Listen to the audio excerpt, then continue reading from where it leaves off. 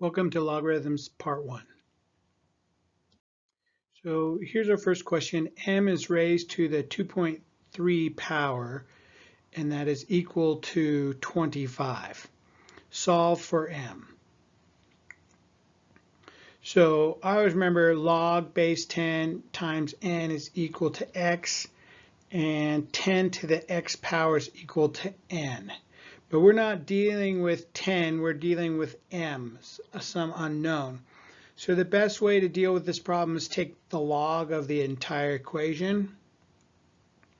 That gives us log times m raised to 2.3 power is equal to log 25.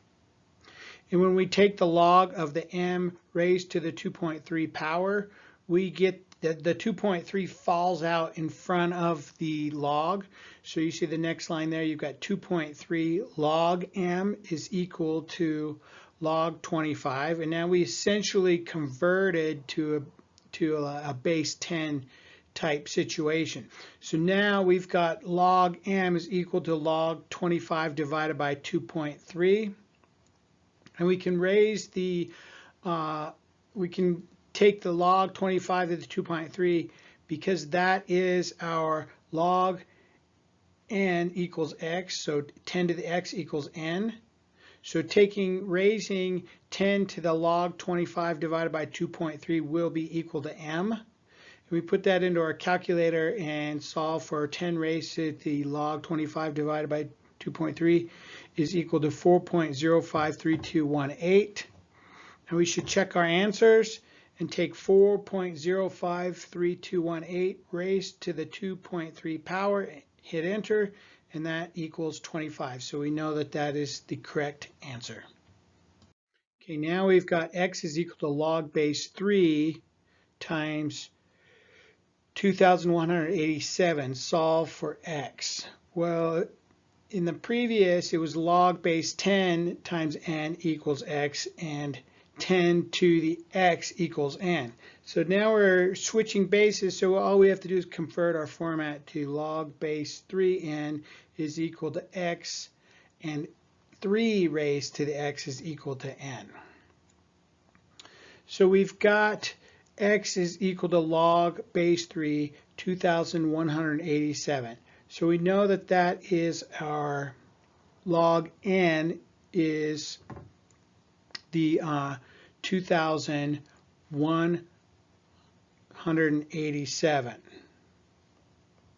So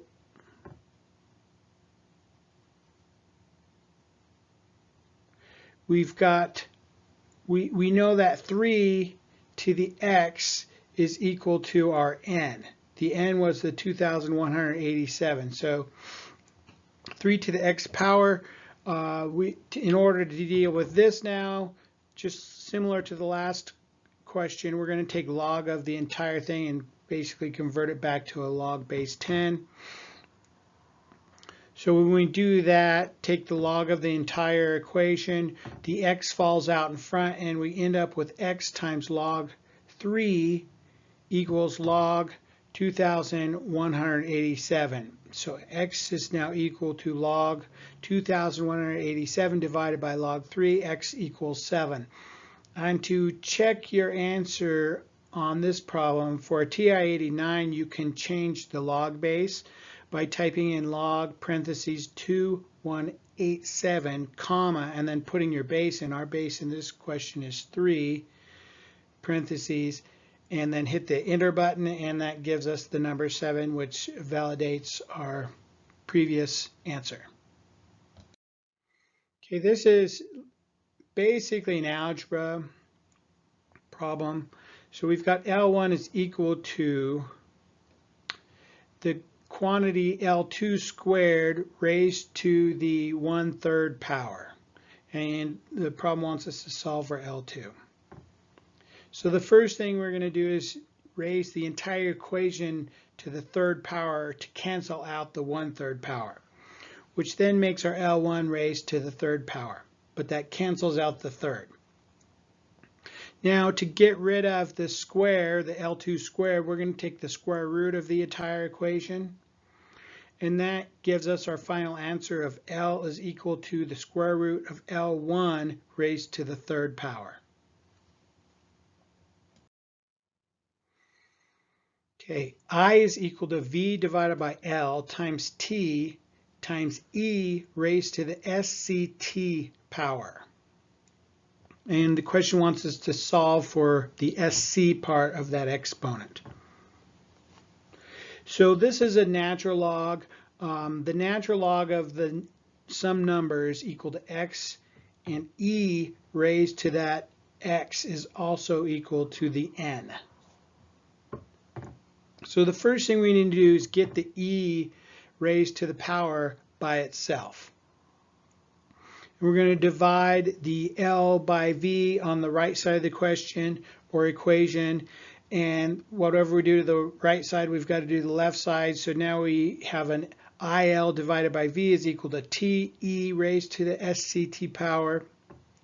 Then we're going to divide a T, leaving us with our E. Now we have E to the X equals N. So we can take the natural log of the N, which is the IL divided by VT, that gives us our SCT.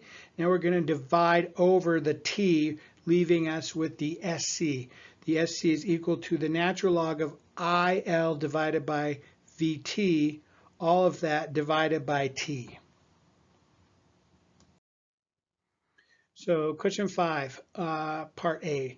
We've got IK is equal to AT squared E raised to the negative V divided by T power. And the question wants us to solve for A. We don't even need to deal with the natural logs in this one because A, we can just divide everything over. Everything that's not an A on the right side of the equation is going to get divided over to the left side of the equation, and that gives us A is equal to IK divided by T squared E to the negative B divided by little t.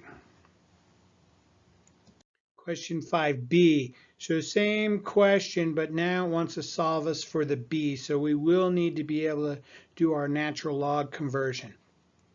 So same thing, we want to get the e to the power isolated. So we're going to divide over the AT squared. Then we can take the natural log, because that is our n. Natural log of IK divided by AT squared. And that is equal to negative b over t. We're trying to solve for b, so we're going to multiply both sides by a t. And then we're going to multiply, in order to get the b, a b, because we've got a negative b, we're going to multiply the entire equation by negative 1. That gives us b is equal to negative t times the natural log of IK divided by a capital T squared.